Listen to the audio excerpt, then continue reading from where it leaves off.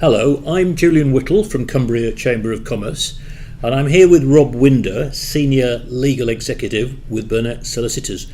Rob runs Burnett's Penrith office and leads the firm's debt and property recovery team.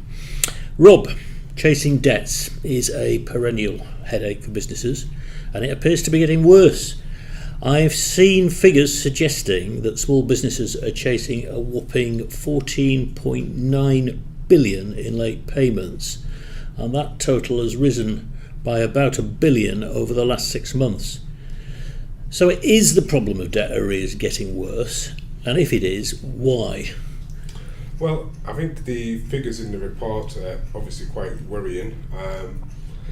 I have seen such figures before. Trends quite often go up and down. In Cumbria, which obviously is my area of expertise, I haven't seen a great significant difference. Right. Although that would be for my clients. So, but yes, it's definitely worrying figures. I mean, when the infrastructure firm Carillion went under in January, it emerged that they were, as a policy, they were taking 120 days to pay their subcontractors.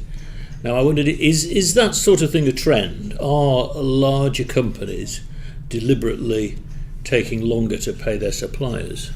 I think for many years, what was known as supply chain bullying from the larger companies has been a factor. I think that's ever so more in the construction industry especially. Yeah. They're quite often quite slow to pay suppliers, which has a knock-on effect for people further down the line, their suppliers. I'm not sure if it is actually going up. All of the really large firms, so firms that meet two of the criteria of either having a turnover of 36 million, an 18 million pound balance, or at least 250 employees, are all now regulated by the reporting on payment practices and performance regulations, which came in at the end of 2017. Right. They have to report what their terms and conditions are, and in practice what they actually are doing, and that's, anyone can search that. There's a government website to search that. So the thinking is, I suppose, that it's kind of naming and shaming employers who are taking too long. It is. The reason for the regulations coming in was the idea was to try and get a race to the top rather than a race to the bottom. Yeah. So it's quite new. So it's we'll see as that develops in time, I think. Should businesses see it as a potential warning sign of looming insolvency if one of their long-standing customers turns around and tries to lengthen the settlement terms? Is that an early warning of things going wrong? It can be, not always. I would always say to clients, if that starts happening or you get asked the question, you need to really talk to that customer. Worrying signs for me would be a reluctance to engage in dialogue or getting the feeling you're being brushed off. I would be more worried than that. All businesses sometimes hit problems cash flow wise, so there can quite often be a reason behind it, and you know, if there is a reason, you can take a view on it, but if not and they aren't talking to you, I would definitely start to become a little concerned. Yes, if they don't open a dialogue, then that's probably when to start worrying. So when a business takes on a new customer, but potentially maybe they could be a large customer, what checks should they carry out to assess that potential customer's credit worthiness before they start extending credit? Yeah, on a larger sort of customer, general good credit checks. There's lots of companies out there. BizDisc are one that I know people use. Experian. Yeah. Look at their last accounts, although they're always a year behind, which anyone can do on Companies House. Yeah. I would say make sure that the large customer that you think you're dealing with is the person you think you're dealing with. I come across it a lot where people don't actually know. An example, Balfour Beatty. There are 78 entities of Balfour Beatty. Various, in brackets, London's Limited, you name it. And you can look them up on Companies House. It stretches about 10 foot if you print it out on paper. So you need to know who you're dealing with, because that's who you need to check. Yes. Ultimately, if there's a problem, that's who you'd be looking for recourse through the courts from. Right, okay. So when it comes to chasing debts, I mean, I've seen figures that a typical SME spends 3 days a month chasing money that they're owed. Is there anything they can do to speed up that process? In relation to the process, I think you just need to have a good process. You need to stick to it. They can be fairly automated. For example, your terms and conditions say 30 days. Day 31, you want to be sending a reminder. Yeah. In that reminder, you need to be putting a date whereby you need payment, say 14 days. Day 15, you send the second reminder, a little bit stronger. Put another date in, say 7 days, and on the last 7-day one, you say, you've got 7 days to pay, or we will say pass it to solicitors.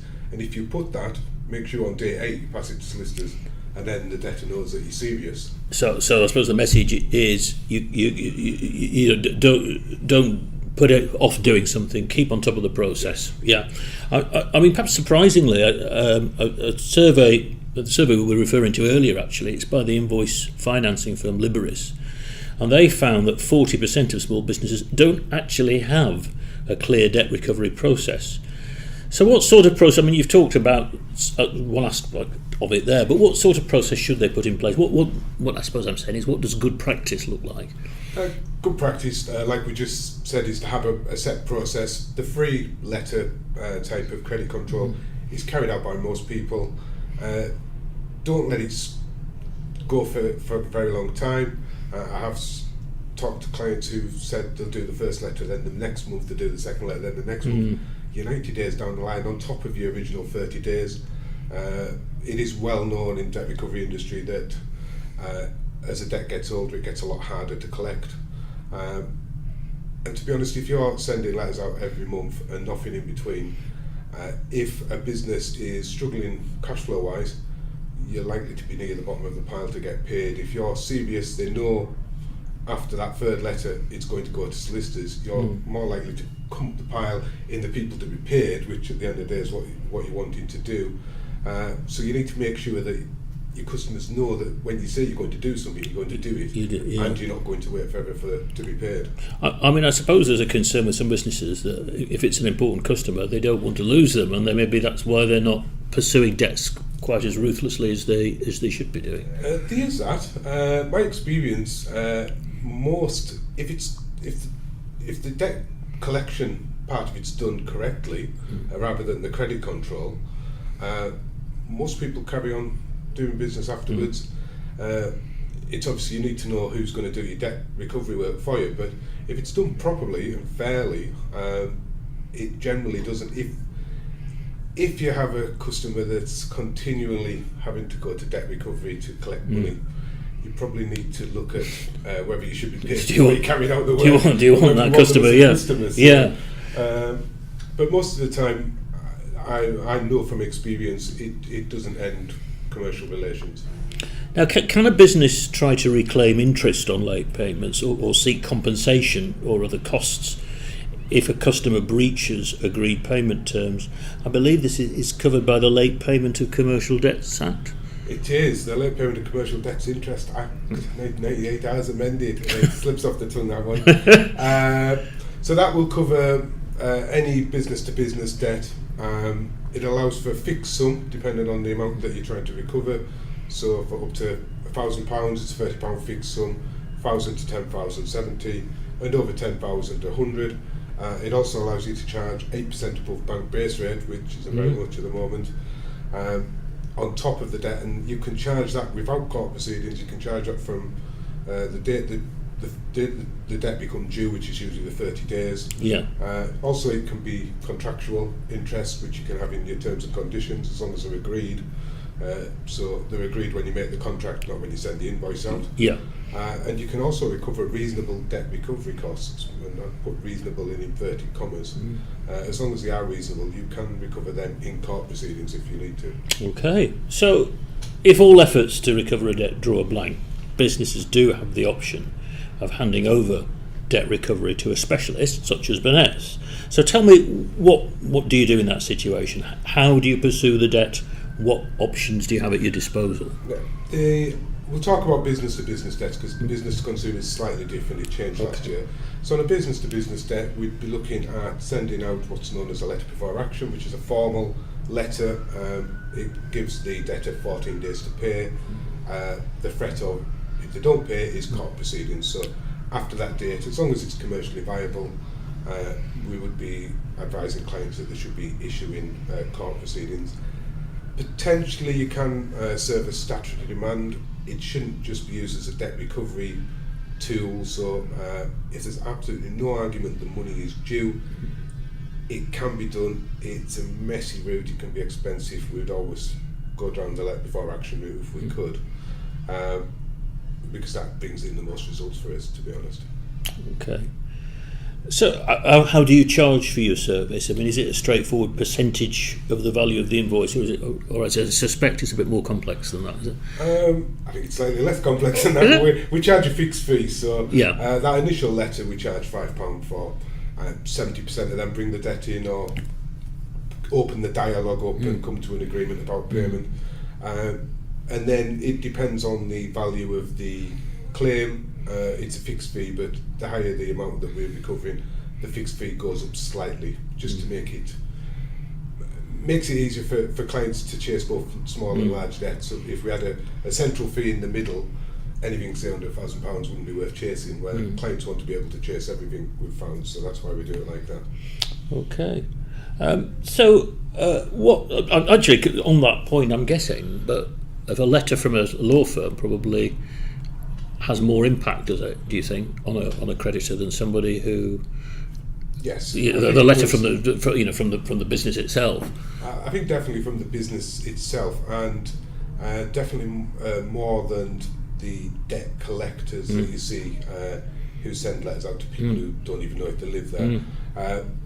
Particularly in Cumbria, Burnetts is very well known. We're very well known for debt recovery work. Most local large firms will know what we do in relation to debt recovery work, so that could help people take you more seriously as well. Good. And what should businesses look for then if they're looking to appoint a debt recovery specialist to act for them? Right. They need to know what they're doing, so they need to be knowledgeable. I would always say that they should have a lot of experience in debt recovery. Any lawyer can do debt recovery work. I would be my view that you should go to a law firm that has a specialist debt recovery unit. We have there's 3 of us work in the debt recovery unit. That's the other 2. That's all they do. I manage it. I also do some other things, but they spend 24/7 chasing debts.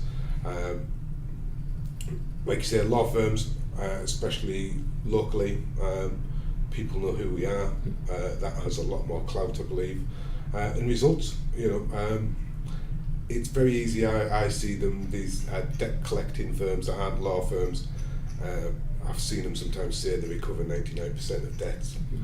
They do not. Nobody does. No one can recover that. I'm not sure what our success rate is. I know we've run the scheme that we currently run for just under 8 years, and in that time we've collected over 18 million. So we do our job well, I believe. So speak to people, speak to our clients. I would always say make sure they've got good systems. For example, we have specialist software, which means we can use what's known as the County Court Business Centre in Northampton. It's electronic. The business centre deals with, on average, about 1.5 million claims a year electronically. It's very fast. The court fees are cheaper. If you don't have the system to deal with the business centre, you have to use the Money Claim Centre in Salford, which is a paper-based. It deals with about 1 million claims as well, but it's people handling pieces of paper, so it's a lot slower, and the court fees are slightly increased as well. Okay. Thanks very much, Rob. Thank you.